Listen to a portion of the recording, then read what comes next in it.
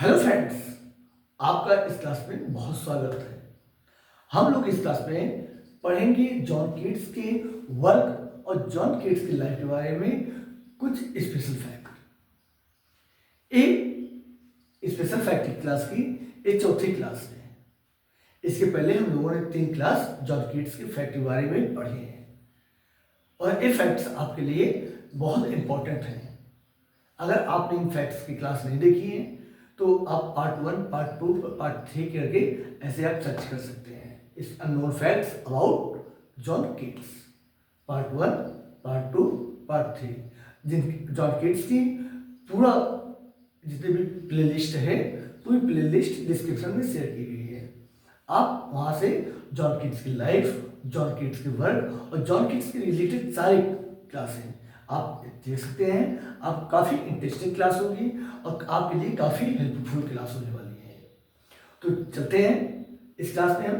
देखिए, John Keats को Lockhart ने जो कि ब्लैकवुड मैगजीन में काम करते थे, ब्लैकवुड मैगजीन के एडिटर थे। ब्लैकवुड मैगजीन के एडिटर थे लॉकवुड, जिन्होंने इंडियन वर्कों को, इनके जो 1860 में जो वर्क आता है जॉन कीट्स का, उसको इन्होंने क्रिटिसाइज किया था। और उस क्रिटिसाइज में अपने रिव्यू में जो इंडियन का इन्होंने रिव्यू दिया था, उसमें एक इन्होंने टर्म कॉइन किया था, टर्म कॉइन किया था इन्होंने। वो टर्म था कॉकनी स्कूल। क्या नाम था? कॉकनी स्कूल ऑफ पोएट्स, एक टर्म जो है जॉन लॉकहार्ट ने एक कौन थे? जॉन लॉकहार्ट ब्लैकवुड मैगजीन के में जो है ये लिखा करते थे, वहां के एडिटर थे। इन्होंने जब जॉन कीट्स ने इंडियन वर्क लिखा 1860 में, तो उस वर्क का इन्होंने क्रिटिसाइज किया। दो लोगों ने क्रिटिसाइज किया था, क्वार्टरली रिव्यू में विल्सन क्रॉकर ने किया था और ब्लैकवुड मैगजीन में लॉकहार्ट ने किया। और काफी इनको क्रिटिसाइज किया था उस वर्क के लिए, ठीक है। तो इस वर्क में इन्होंने अपने रिव्यू में एक टर्म कॉइन किया लॉकहार्ट ने, कॉकनी स्कूल ऑफ पोएट।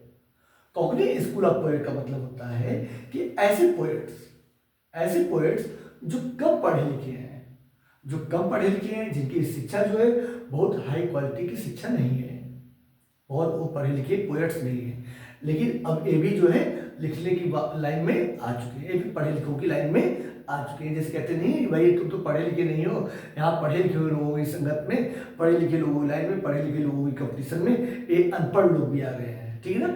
तो इसलिए मतलब ये कॉकनी स्कूल ऑफ पोएट्स का मतलब यही था कि इन्होंने जॉन लॉकहार्ट ने ऐसे पोएट कौन कौन से पोएट हैं, जैसे कि ले हंट,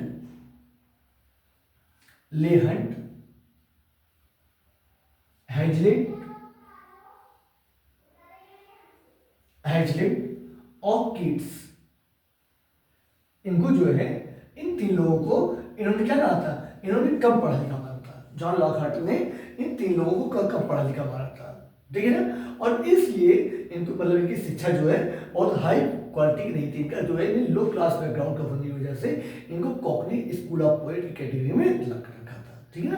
उम्मीद है कि ये फैक्ट आपके अच्छे से समझ में आया होगा। उसके दूसरा अगला फैक्ट ये है इनके बारे में कि इन्होंने, जॉन कीट्स ने, कि एक फेमस बैलेड है, इनका La Belle Dame sans Merci. Okay, इनका वर्क जो है La Belle Dame sans Merci, इनकी एक फेमस बैलेड है। लेकिन आप ये जानते हैं कि इस वर्क को, इस पोएम को, इस नाम की पोएम से इन्होंने अकेले नहीं लिखा है। इस नाम की पोएट जो है एक फ्रेंच पोएट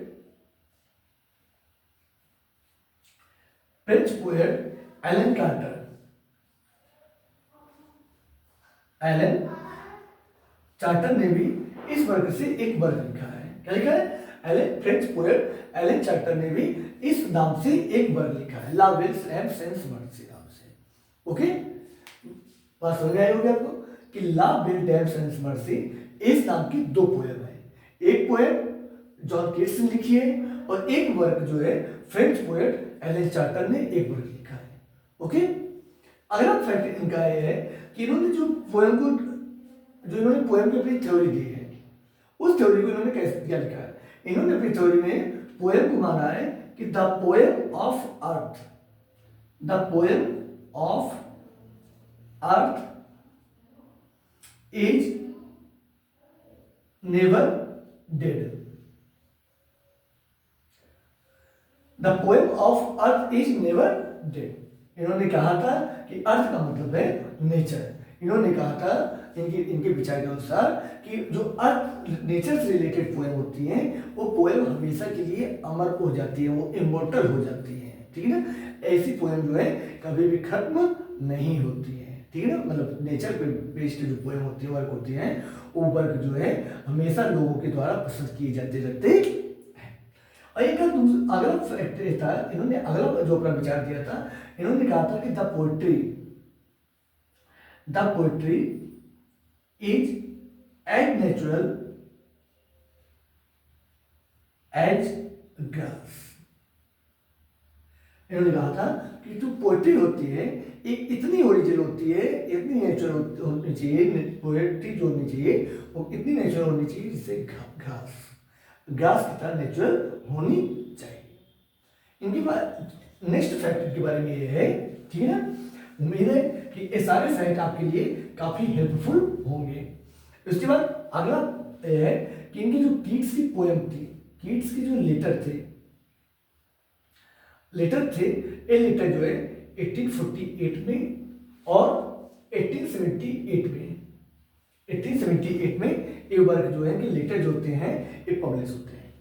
कीट्स के लेटर जो हैं बहुत स्पेशल होते थे, ठीक है ना। और इनके बारे में, इनके लेटर के बारे में टी.एस. इलियट ने कहा था, टी.एस. इलियट ने इनके बारे में कहा, इनके बारे में बोला है कि most regarded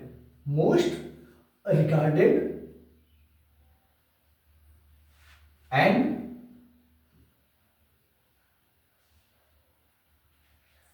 most important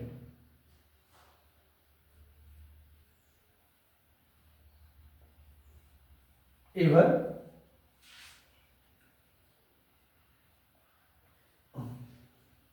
written by the English poet। ठीक है, टी.एस. इलियट ने इनके जो वर्क थे, इनके जो लेटर थे, इस लेटर को कहा है कि most regarded and most important ever written by the English poet. इन्होंने कहा कि किसी भी इंग्लिश पोएट के द्वारा आज तक मतलब हमेशा से लेकर अब तक किसी भी इंग्लिश के पोएट के द्वारा जितने भी वर्क लिखे गए हैं उन सारे वर्कों में जॉन कीट्स के लेटर जो है ये मोस्ट इंपॉर्टेंट वर्क है, ठीक है ना, मोस्ट इंपॉर्टेंट वर्क है। अगर नेक्स्ट फैक्ट के बारे में ये है, इनके बारे में ये है कि इनके जो लेटर थे,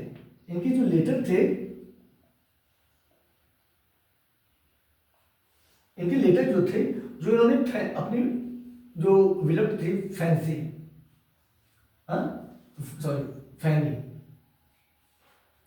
जो इनकी विलप्त थी फैनी ब्राउन विलप्त थी, उनको इन्होंने जो लेटर उनको लिखे थे। ये लेटर तो 1848 और 1878 में इन्होंने जो अपने फैमिली मेंबर को, अपने फ्रेंड को जो लेटर लिखे थे वो लेटर पब्लिश हुए थे। लेकिन इनके जो लेटर थे जो फैमिली को लिखे गए थे वो लेटर 1870 में पब्लिश होते हैं, ठीक है। इनके फैमिली मेंबर को लिखे गए लेटर जो है, जो अपने फ्रेंड को लिखे थे लेटर, वो सारे लेटर 1848 और 1878 में पब्लिश होते हैं। लेकिन जो फैनी को लिखे थे लेटर, इनके जो इन्होंने अपनी विलप्त को लेटर लिखे थे वो लेटर जो है 1870 में। ये जॉन कीट्स भी जो थे बहुत स्पेशल थे। ये अपने पत्र जो लिखते थे ये दुनिया की बात नहीं लिखते थे। हमको तो यही लगता है कि ये जो पत्र लिखते थे उसमें जानने अपने लिखते थे दुनिया का उल्टी सीधी बात करना का कहाँ हो रहा है, कैसे क्या कर रहे हो, ये सब नहीं, ठीक है ना। दुनिया की बुराई नहीं लिखते थे कि उनकी बुराई, ये अपने वर्क के बारे में, ये अपने वर्क के बारे में अपने विचारों को ये लिखा करते थे। और हम लोग क्या करते हैं, हम लोग जब अब तो लेटर का समय ही चला गया है, अब तो हम लोग फ़ोन पर बात करते हैं, फ़ोन पर बात करते हैं तो अपने विचार नहीं, हम लोग क्या करते हैं दुनिया की कहीं उनकी बुराई कर रहे हैं, कहीं उनकी बुराई कर रहे हैं, उल्टी सीधी बातें करते रहते हैं, इसमें समय गुजार देते हैं। इसीलिए हम लोग क्या है, जॉन कीट्स की तरह हम लोगों का नाम नहीं हो पाता है। क्यों? क्योंकि जॉन कीट्स जो है देखिए लिख रहे हैं ना, फैनी के लेटर हैं, फैनी को इन्होंने अपने पत्र लिखे, अपने भाई को लिखे, उनको लिखे, इनकी बातें जो हैं पब्लिश हो गई, आज ये उन बातों से अमर हो गए। और काश अगर हम लोगों की बातें जो मोबाइल पे करते हैं, अगर हमारी बातें सार्वजनिक हो जाए तो फिर शायद नाम लेने में लोग करें, ठीक है ना। तो इस तरह जो है ये वर्क होते हैं, हमको जॉन कीट्स से इस बात की सीख लेनी चाहिए। अगला इंपॉर्टेंट फैक्ट इनके बारे में ये है कि इनकी जो बहुत फेमस वर्क है ode to nightingale, ode to nightingale. ये वर्क जो इनका पब्लिश होता है, एक पब्लिश होता है Annals of the Fine Arts, Annal of the Fine Arts. इस में जो है इनका जो है ये वर्क पब्लिश होता है, anal of the Fine arts में इनका ओड टू नाइटिंगेल पब्लिश होता है। उसके बाद अगला इनके बारे में ये है कि इनका जो नाइटिंगेल, ओड टू नाइटिंगेल जो है, ओड टू नाइटिंगेल की वैसे तो पूरी पोएम जो है इनकी इयम्बिक पेंटामीटर में लिखी गई है। पूरा वर्क जो है इनका इयम्बिक पेंटामीटर में लिखा गया है पूरी पोएम में। लेकिन इसकी जो 8th लाइन है, जो 8वीं लाइन है हर स्टैंडर की, 8 लाइन्स ऑफ ईच स्टैंडर,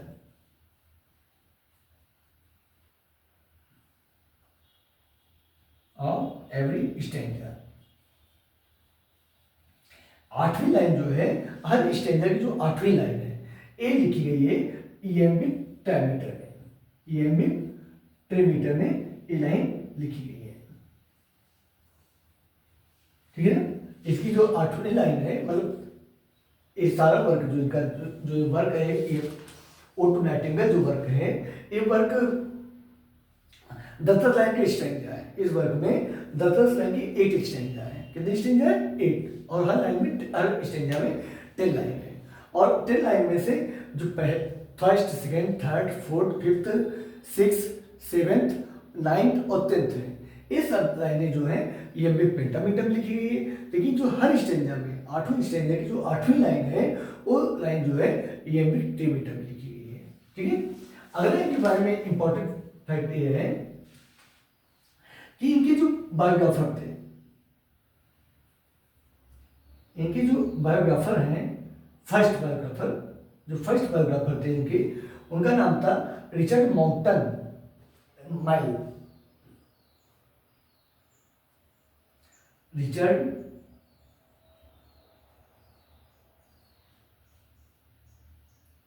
माउंटन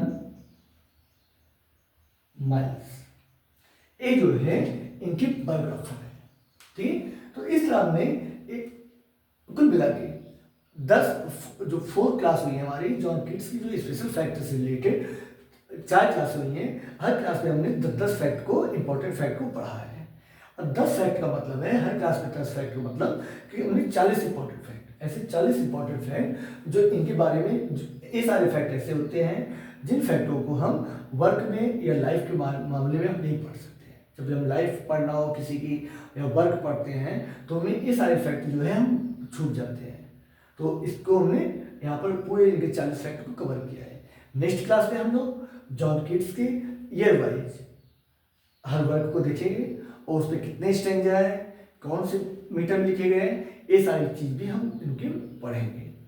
तो आपको क्लास देखने के लिए डिस्क्रिप्शन में पूरी प्लेलिस्ट शेयर की गई है, आप उसको देखिए, काफ़ी हेल्पफुल होगी। अगर आपको क्लास अच्छी लग रही है तो प्लीज़ चैनल को सब्सक्राइब करिए और वीडियो को लाइक और कमेंट जरूर करिए। मिलते हैं हम आपसे जॉन कीट्स के बारे में और कुछ स्पेशल जानकारी लेकर नेक्स्ट क्लास में।